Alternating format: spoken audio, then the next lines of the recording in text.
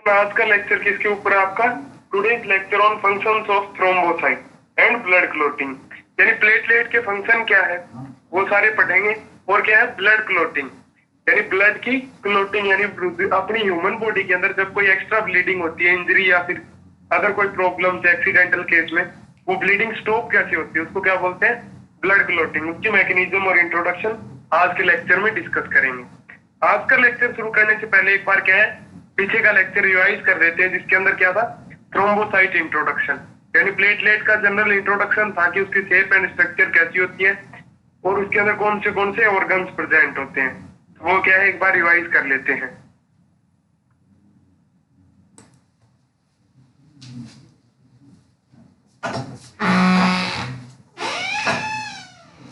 पीछे का लेक्चर आपका किसके ऊपर था? एक लिम्फोसाइट, क्या है लिम्फोसाइट की मॉर्फोलॉजी, एक सेल बच गई थी व्हाइट ब्लड सेल, उसके ऊपर था। तो लिम्फोसाइट टोटल कितने परसेंट होती है व्हाइट ब्लड सेल की?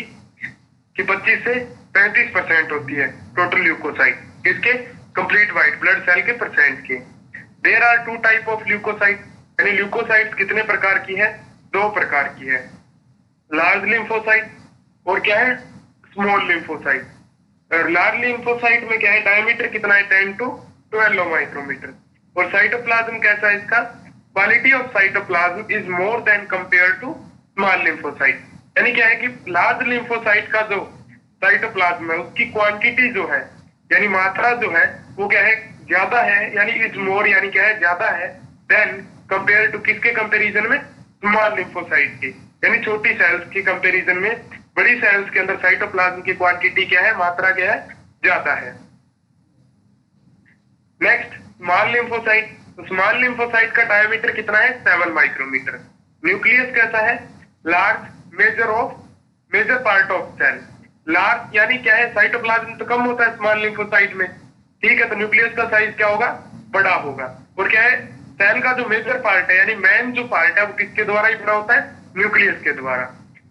साइटोप्लाज्म कैसा है फिर? प्रेजेंट इन स्मॉल क्वांटिटी, यानी क्या है छोटी मात्रा में या थोड़ी मात्रा में प्रेजेंट होता है, उपस्थित होता है। Pale basophilic cytoplasm. और कैसा होता है? Basophilic cytoplasm. पेल यानी हल्का। Function involve in immunity. तो स्मॉल लिम्फोसाइट क्या इम्यूनिटी के अंदर इंपॉर्टेंट रोल प्ले करती है। इम्यूनिटी कैसे? जैसे क्या है एंटीबॉडी फॉर्मेशन में, क्योंकि स्मॉल लिम्फोसाइट में 2 प्रकार की सेल होती है, एक तो टी लिम्फोसाइट, एक B lymphocyte. T thymus lymphocyte, B bone marrow से रिलेटेड। टी क्या है एंटीबॉडी फॉर्मेशन के लिए बी सेल्स को स्टिमुलेट करती है, प्रेरित करती है, उनको निर्देश देती है कि अब एंटीबॉडी फॉर्मेशन शुरू कर दो, अब बंद कर दो। और बी सेल्स क्या करती है? ह्यूमन बॉडी में एंटीबॉडीज को फॉर्म करने का काम करती है। एंटीबॉडीज कौन सी? इम्यूनोग्लोबुलिन जी, एम, डी, ई, ए, ये क्या है एंटीबॉडीज है। नेक्स्ट क्या है? थ्रोम्बोसाइट, यानी क्या है? प्लेटलेट। तो है कैसी? शेप एंड स्ट्रक्चर कैसी है? स्मॉल यानी सबसे छोटी सेल है, कलरलेस यानी कोई कलर प्रेजेंट नहीं होता, राउंड यानी गोल आकार की होती है, एंड ओवेल डिस्क शेप। और ओवेल यानी अंडाकार या फिर राउंड गोलाकार डिस्क शेप होती है। साइज कैसा है इसका? 2 to 4 माइक्रोमीटर, यानी क्या है 2 से 4 micrometer. Smallest cell of blood.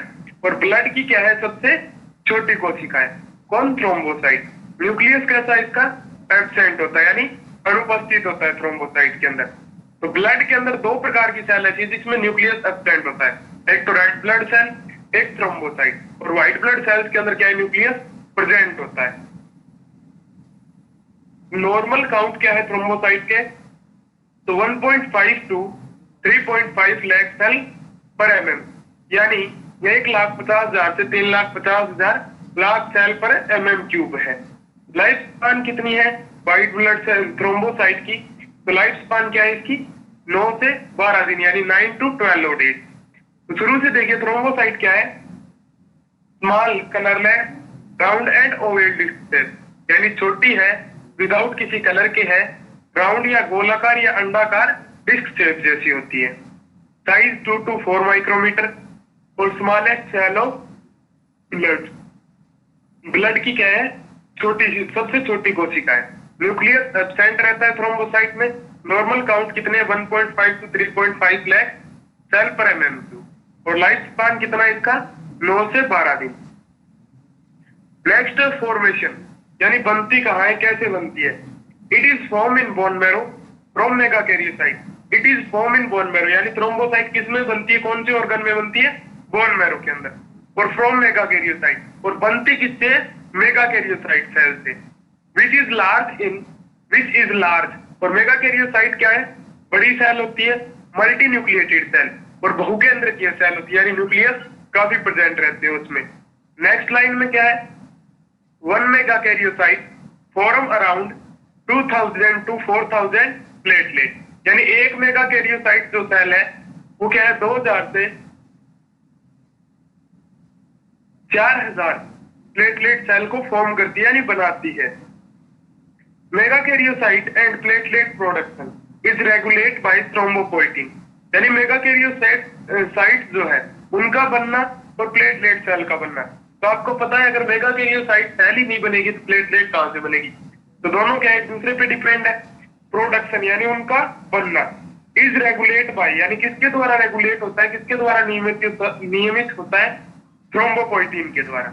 Thrombopoietin क्या है, a hormone produced in kidney and liver, यानी एक हार्मोन होता है जो क्या है ह्यूमन बॉडी में किसमें सीक्रेट होता है, किडनी और लीवर के अंदर, थ्रोम्बोपोइटिन नाम का, जो क्या है मेगाकैरियोसाइट के प्रोडक्शन को मेंटेन करता है।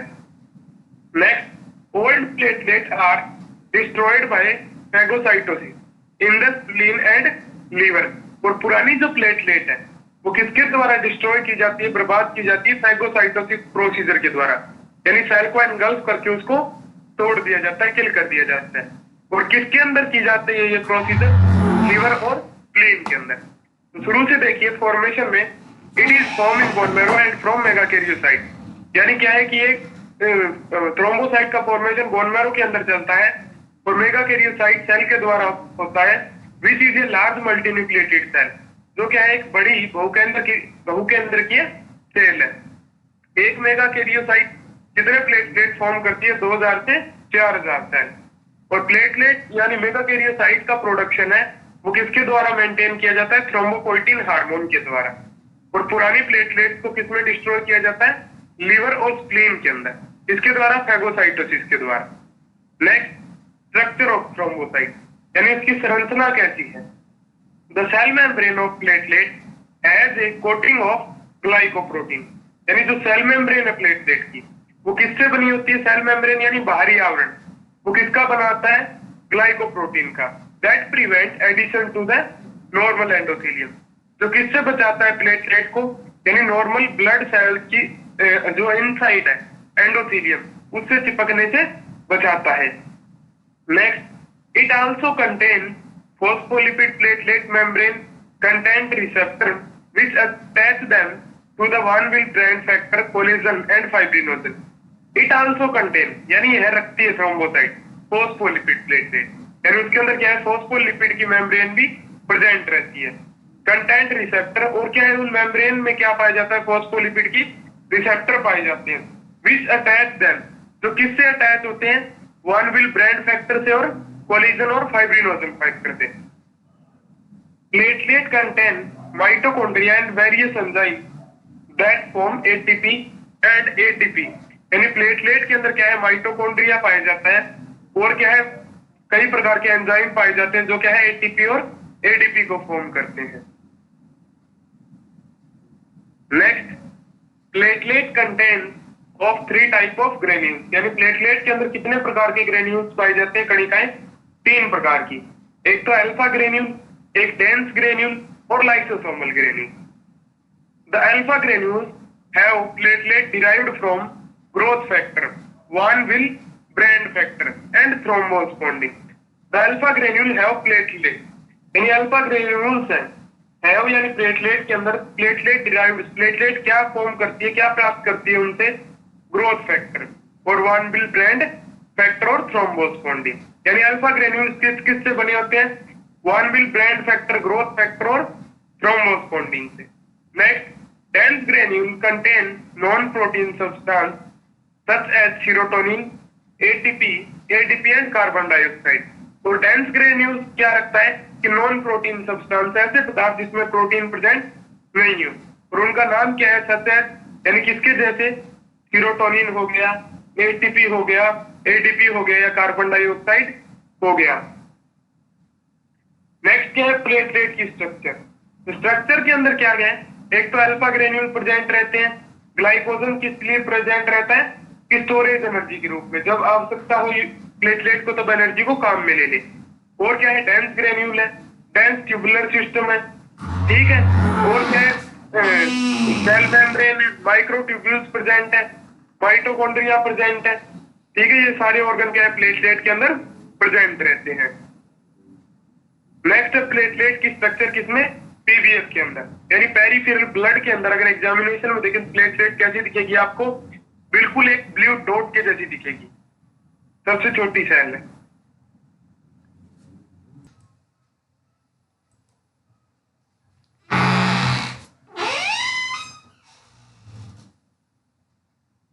नेक्स्ट क्या है? आज के लेक्चर में क्या है? पिछले लेक्चर में आपने थ्रोम्बोसाइट का इंट्रोडक्शन देखा था।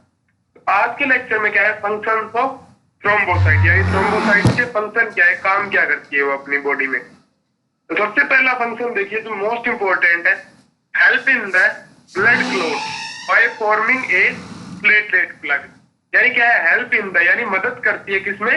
ब्लड क्लॉटिंग के अंदर, यानी ब्लड का थक्का जमाने के अंदर, by forming a platelet plug. और क्या है? प्लेटलेट का जाल बना के क्या है? ब्लड क्लॉटिंग करती है वो। नेक्स्ट, कॉज वैसो कॉन्ट्रेक्शन, यानी blood vessels shape change bye releasing serotonin, thromboxane A2।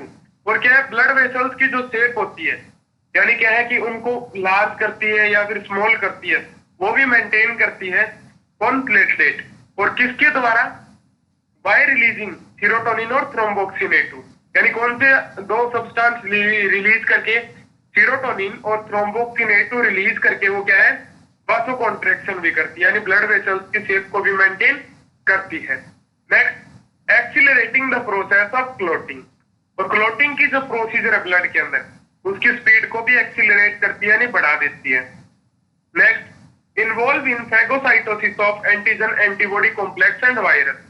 यानी क्या है कि फैगोसाइटोसिस जो प्रोसीजर चलता है ह्यूमन बॉडी में, यानी जब कोई बाहरी पार्टिकल आता है, फॉरेन पार्टिकल जो डिजीज कॉज कर दे ह्यूमन बॉडी में, उसको किल करने के लिए जो ह्यूमन बॉडी में एंटीबॉडी बनती है, उन दोनों का जो कॉम्प्लेक्स है, उनमें जो फैगोसाइटोसिस प्रोसीजर चलता है उस फॉरेन पार्टिकल को या एंटीजन को किल करने के लिए, उसमें भी क्या है? प्लेटलेट हेल्प करती है। तो शुरू से देखिए कि help in the blood clot by forming a platelet plug, यानी क्या है कि प्लेटलेट प्लग बना के ये ब्लड क्लॉट के अंदर भी हेल्प करती है। दूसरा है कॉज वैसो कॉन्ट्रेक्शन, यानी ब्लड वेसल्स की शेप चेंज करती है, किसके द्वारा? Bye releasing serotonin, thromboxane A2, यानी क्या रिलीज करती है ह्यूमन बॉडी में? सीरोटोनिन और थ्रोम्बोक्सिन A2, जो क्या मेंटेन करते हैं? ब्लड वेसल्स की शेप को मेंटेन करते हैं। Next, accelerating the process of clotting. और क्लॉटिंग है, ब्लड क्लॉटिंग है, उसकी स्पीड को क्या है? बढ़ा देती है। Next, involve in phagocytosis of antigen antibody complex and virus, यानी क्या है? एंटीजन एंटीबॉडी कॉम्प्लेक्स, यानी इम्यून सिस्टम के अंदर, प्रतिरक्षा तंत्र के अंदर भी फैगोसाइटोसिस के अंदर क्या है? हेल्प करती है प्लेटलेट, यानी एंटीजन को अरेस्ट करके उसको किल करवाने में हेल्प करती है।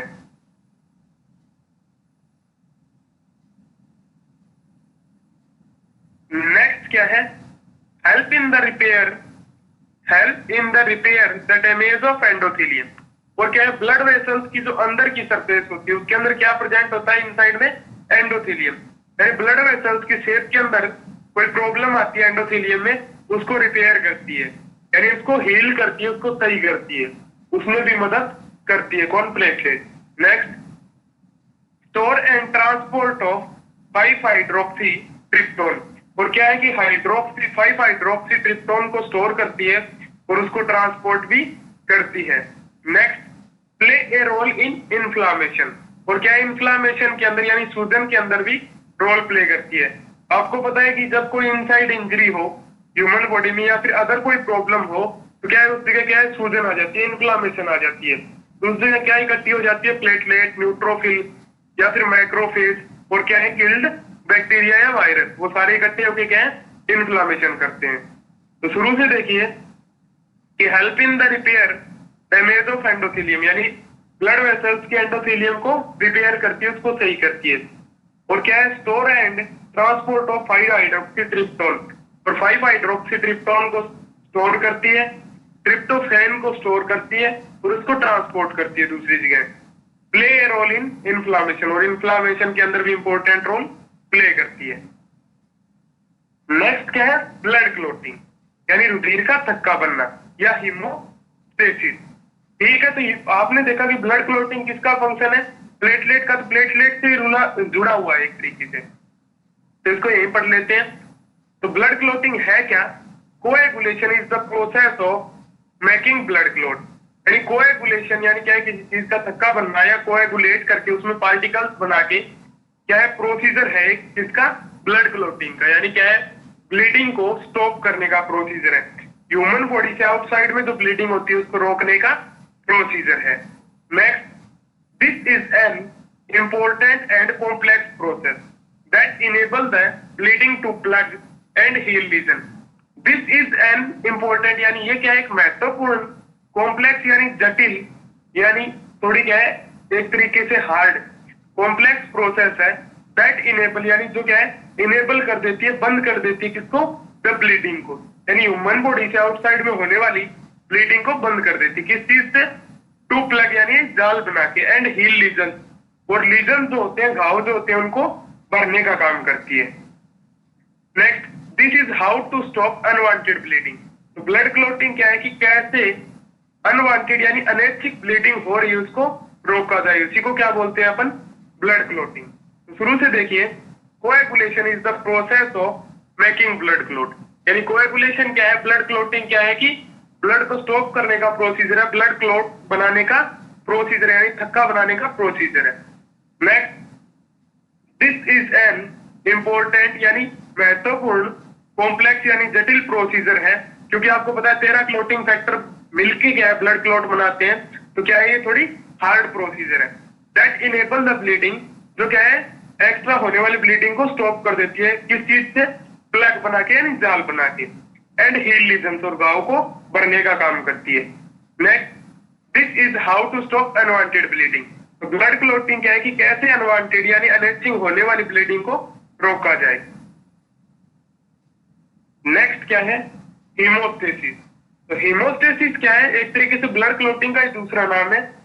Arrest of bleeding by a physiology process forming a हीमोस्टेटिक plug is known as haemostasis, यानी क्या है, एक्स्ट्रा होने वाली ब्लीडिंग को अरेस्ट करना या रोकना, उसको बांधना, बाय ए फिजियोलॉजी प्रोसेस यानी physiological process forming a हीमोस्टेटिक plug, और किस तरीके से कि हीमोस्टेटिक प्लग बना के, इज नोन एज, और इसी प्रोसीजर को क्या बोलते हैं, हीमोस्टेसिस बोलते हैं, यानी ब्लड क्लोटिंग बोलते हैं, रुधिर का थक्का बोलते हैं। Next, it is a series of event, therefore it's also cause an as coagulation और कैस्केड। और ये क्या है कि इवेंट्स की सीरीज है, यानी स्टेप बाय स्टेप क्या है, ब्लड क्लोटिंग में काम होता है, इसलिए इसको क्या बोलते हैं, कोएगुलेशन और कैस्केड रिएक्शन बोलते हैं। यानी कैस्केड का मतलब होता है पहले फर्स्ट स्टेप आया, फिर सेकंड, फिर थर्ड, तो इसलिए क्या बोलते हैं इसको, चेन रिएक्शन भी बोलते हैं। तो हीमोस्टेसिस क्या है कि रेस्ट ऑफ ब्लीडिंग या extra bleeding by A physiological process, यानी फिजियोलॉजिकल प्रोसेस के द्वारा ह्यूमन बॉडी से बाहर की तरफ होने वाली ब्लड क्लोटिंग को रोकना या ब्लीडिंग को रोकना, क्या है, किसके द्वारा, हीमोस्टेटिक प्लग बना के उसको रोकना ही क्या कहलाता है, haemostasis. Next, it is a series of event, ये क्या है, इवेंट्स की सीरीज है, therefore it's also cause coagulation और कैस्केड। ये क्या है कि इवेंट्स की सीरीज है, यानी इसमें स्टेप बाय स्टेप काम चलता है, इसलिए इसको क्या बोलते हैं, कोएगुलेशन और कैस्केड रिएक्शन भी बोलते हैं। नेक्स्ट क्या है, स्टेप्स ऑफ हीमोस्टेसिस, यानी कौन से स्टेप इन्वॉल्व है, किस तरीके से उसमें प्रोसीजर होता है। तो सबसे पहले तो इंपॉर्टेंट काम क्या है, इंजरी इन ब्लड वेसल, यानी ब्लड बाहर आएगा, तो ब्लड बाहर आने के लिए क्या है, सबसे महत्वपूर्ण काम क्या है, इंजरी इन ब्लड वेसल, यानी ह्यूमन बॉडी की जो ब्लड वेसल्स है उनमें इंजरी होनी चाहिए, चोट लगनी चाहिए, उनकी स्ट्रक्चर डैमेज होनी चाहिए। जब उनकी स्ट्रक्चर डैमेज होगी तो क्या होगा, कॉन्स्ट्रिक्शन ऑफ ब्लड वेसल, यानी उनकी जो ब्लड वेसल्स की शेप है वो क्या हो जाएगी, कॉन्स्ट्रिक्ट हो जाएगी, यानी संकुचित हो जाएगी, उसकी शेप क्या है, छोटी हो जाएगी। फिर क्या होगा, शेप छोटी होगी तो उसका रीजन क्या है, कि ब्लड फ्लो क्या हो जाएगा, जहां पे इंजरी हुई है वहां पे कम हो जाएगा, इसीलिए क्या है उसकी सेहत कॉन्स्ट्रिक्ट होती है। नेक्स्ट, एग्रीगेशन ऑफ प्लेटलेट, जिस जगह इंजरी हुई है वहां पे प्लेटलेट इकट्ठी होगी। फिर क्या होगा, टेम्परेरी हीमोस्टेसिस प्लग, और वहां पे क्या बन जाएगा कि टेम्परेरी हीमोस्टेसिस प्लग बन जाएगा, यानी जाल बन जाएगा प्लेटलेट से। फिर क्या बनेगा, वो टेम्परेरी जो प्लग बना था वो किस में कन्वर्ट हो जाएगा, परमानेंट ब्लड क्लॉट के अंदर, और ब्लीडिंग क्या हो जाएगी, स्टॉप हो जाएगी, यानी रुक जाएगी। ह्यूमन बॉडी से बाहर की तरफ जो ब्लीडिंग हो रही है वो क्या हो जाएगी, बंद हो जाएगी। तो स्टेप ऑफ हीमोस्टेसिस में देखिए कि सबसे पहले क्या, इंजरी इन ब्लड वेसल्स, यानी किसी ब्लड वेसल्स के अंदर चोट लगनी चाहिए। चोट लगने के बाद क्या हुआ, कॉन्स्ट्रिक्शन ऑफ ब्लड वेसल, यानी ब्लड वेसल्स क्या हो जाएगी, संकुचित हो जाएगी, यानी उसकी शेप क्या हो जाएगी, छोटी हो जाएगी। और उसकी शेप छोटी क्यों होती है, क्योंकि जिस जगह इंजरी हुई है वहां पे ब्लड फ्लो क्या हो जाए, कम हो जाए, यानी ब्लड का बहाव कम हो जाए। ब्लड का बहाव कम होगा तो क्या हो जाएगा, वहां पे एग्रीगेशन ऑफ प्लेटलेट, यानी वहां पे आगे प्लेटलेट सेल्स क्या हो जाएंगी, इकट्ठी हो जाएंगी। इकट्ठी होने के बाद वो क्या करेगी, टेम्परेरी हीमोस्टेसिस प्लग, यानी क्या है, एक तरीके से टेम्परेरी, यानी क्या है, परमानेंट नहीं बनाया है, ठीक है, तो टेम्परेरी हीमोस्टेसिस प्लग, यानी क्या है, टेम्परेरी हीमोस्टेसिस प्लग बना लेगी, जाल बना लेगी एक तरीके से वहां पे। जिसमें क्या है, जाल बनेगा तो उसमें क्या है, अदर ब्लीडिंग सेल्स, ठीक है, जैसे व्हाइट ब्लड सेल होगी, आरबीसी होगी, वो क्या है, अरेस्ट हो जाएंगी। अरेस्ट होके क्या है, वो जाल पूरे तरीके से रुक जाएगा। रुक जाएगा तो वो किसमें कन्वर्ट होगा, परमानेंट ब्लड क्लॉट के अंदर कन्वर्ट हो जाएगा। और फिर क्या होगा, अगर परमानेंट ब्लड क्लॉट हो जाएगा तो ब्लीडिंग क्या हो जाएगी, स्टॉप हो जाएगी, यानी रुक जाएगी। ह्यूमन बॉडी से बाहर की तरफ जो होने वाली ब्लीडिंग है वो क्या हो जाएगी, स्टॉप हो जाएगी। और ब्लड क्लॉटिंग आपको पता है इंपॉर्टेंट फैक्टर है, इंपॉर्टेंट रोल प्ले करती है ह्यूमन लाइफ में। अगर ह्यूमन बॉडी से ब्लड सारा बाहर निकल जाए तो क्या है, ह्यूमन सरवाइव नहीं कर पाएगा, वो जिंदा नहीं रह पाएगा। इसलिए क्या है, एक इंपॉर्टेंट स्टेप है और एक important procedure, important role play करती है। तो नेक्स्ट क्या है, factors involve in blood clotting, यानी कौन से फैक्टर क्या है ब्लड क्लॉटिंग के अंदर इन्वॉल्व है। ठीक है, तो टोटल 13 फैक्टर होते हैं जो एक दूसरे के साथ अटैच होकर क्या बनाते हैं, ब्लड का क्लॉट बनाते हैं। तो फैक्टर का नाम देखिए उनका, सबसे पहला फैक्टर कौन सा है, फाइब्रिनोजन। इन फैक्टर्स के नाम अगर आपको याद होंगे तो क्या है, ब्लड क्लॉटिंग मैकेनिज्म भी अच्छे तरीके से याद होगी। तो फर्स्ट फैक्टर क्या है, फाइब्रिनोजन। सेकंड फैक्टर क्या होता है, प्रोथ्रोम्बिन। थर्ड फैक्टर क्या होता है, थ्रोम्बोप्लास्टिन। और फोर्थ फैक्टर क्या है, कैल्शियम आयन। फिफ्थ फैक्टर क्या होता है, लेबाइल फैक्टर। सिक्स्थ फैक्टर क्या है, अभी तक प्रेजेंस नहीं है, हैज नॉट बीन अप्रूव्ड, यानी अभी तक इसको अप्रूव नहीं किया गया है कि क्या है ये स्पेशली। सेवन फैक्टर क्या है, स्टेबल फैक्टर। 8 फैक्टर क्या है, एंटी हीमोफिलिक फैक्टर। और 9 फैक्टर क्या है, क्रिसमस फैक्टर। और 10 फैक्टर क्या होता है, टूएट फैक्टर। और 11 फैक्टर क्या होता है, प्लाज्मा थ्रोम्बोप्लास्टिन एंटीसीडेंट। और 12 फैक्टर कौन सा होता है, हेजमैन फैक्टर। और 11 जो 13 फैक्टर है वो क्या होता है, फाइब्रिन स्टेबलाइजिंग फैक्टर, यानी फाइब्रिन को स्टेबलिश करता है एक तरीके से, उसको क्या है, क्लॉटिंग बनाने के अंदर हेल्प करता है, उसको स्टेबल करता है। तो शुरू से देखिए कि फैक्टर कौन से है। तो पहला फैक्टर तो है फाइब्रिनोजन ब्लड क्लॉटिंग के अंदर, दूसरा फैक्टर है प्रोथ्रोम्बिन, तीसरा फैक्टर है थ्रोम्बोप्लास्टिन, चौथा फैक्टर क्या है क्लॉटिंग के अंदर, कैल्शियम, पांचवा फैक्टर है लेबाइल फैक्टर, छठा फैक्टर अभी तक प्रूव नहीं किया गया है, खोज नहीं हुई इसका कि इसका क्या नाम है, सातवां फैक्टर है स्टेबल फैक्टर, आठवां फैक्टर है एंटी हीमोफिलिक फैक्टर, नौवां फैक्टर क्या होता है ब्लड क्लॉटिंग के अंदर, क्रिसमस फैक्टर, और 10वां फैक्टर क्या है, टूएट फैक्टर, और 12वां फैक्टर क्या है, प्लाज्मा थ्रोम्बोप्लास्टिन एंटीसीडेंट। और फिर क्या है, 12वां फैक्टर है हिजमैन फैक्टर, 13वां फैक्टर है फाइब्रिन स्टेबलाइजिंग फैक्टर। ये 13 फैक्टर क्या है, एक दूसरे के साथ अटैच होके क्या है, ब्लड क्लॉटिंग का काम करते हैं ह्यूमन बॉडी में। तो इनके नाम अच्छे तरीके से याद होने चाहिए आगे का चैप्टर क्लियर करने के लिए। तो नेक्स्ट लेक्चर आपका किसके ऊपर है, next lecture continue on blood clotting cascade reaction. तो आगे के लेक्चर में आप क्या देखोगे कि कैस्केड रिएक्शन देखोगे किसकी, ब्लड क्लॉटिंग की। तो कैस्केड रिएक्शन में क्या है, 2 प्रकार की कैस्केड रिएक्शन होती है, एक तो इंट्रेंसिक और एक एक्सट्रेंसिक। इंट्रेंसिक में तो क्या होता है कि ब्लड वेसल्स के इनसाइड में इंजरी होती है, यानी ब्लीडिंग बाहर नहीं होती ब्लड वेसल्स के। और एक्सट्रेंसिक में क्या है, ब्लड किसके कांटेक्ट में आ जाता है, बाहर की साइड टिश्यू के कांटेक्ट में आ जाता है। और क्या है, दो प्रकार की मैकेनिज्म चलती है और बाद में क्या है, दोनों एक कॉमन पाथवे के अंदर अटैच हो जाती है। और कॉमन पाथवे के अंदर अटैच होने के बाद ब्लड क्लॉटिंग कंप्लीट हो जाती है, यानी फाइब्रिनोजन किस में कन्वर्ट हो जाता है, फाइब्रिन के अंदर यानी नेट के अंदर। तो नेक्स्ट लेक्चर में अपन डिस्कस करेंगे cascade reaction. Thanks to all.